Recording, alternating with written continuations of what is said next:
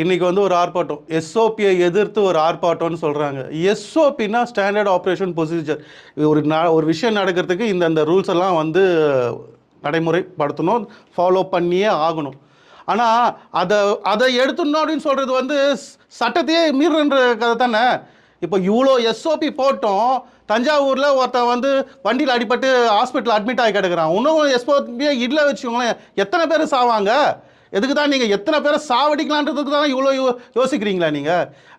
ஏங்க உங்களால் வந்து யாரையுமே உருவாக்க முடியலங்க.